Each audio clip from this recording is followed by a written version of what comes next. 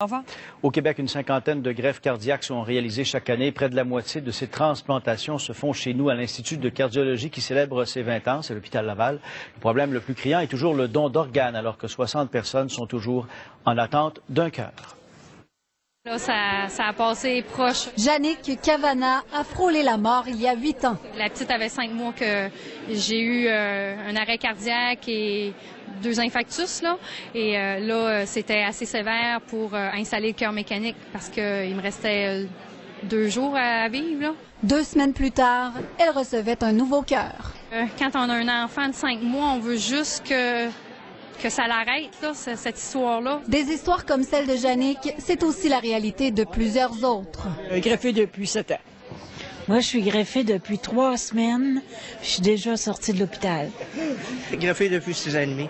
Au cours des 20 dernières années, on a donné un second souffle à 235 personnes à l'Institut de cardiologie de Québec. Il y a une patiente ici que j'ai transplantée en 98.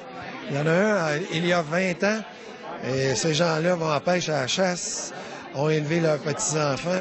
Quand j'ai commencé la greffe, c'est 20 des gens mouraient sur une liste d'attente. Maintenant, c'est abaissé à cause aussi des cœurs artificiels. Lorsqu'on prépare une greffe, on oublie souvent ce que ça implique, notamment le transport des organes. Lorsqu'on transporte le cœur et on se dit, ça part d'une personne, ça va à une autre et ça va redonner la vie. Plusieurs patients sont sur des listes d'attente. Les dons d'organes ne sont pas suffisants. Quand les gens parlent le plus possible, dans les familles surtout aussi, il y a déjà une préparation de fait. Le taux de survie pour un greffé est de 80 après 5 ans et de 70 après 10 ans. Pour Jannick, ce don qu'elle a reçu en 2005 lui donne tous les espoirs.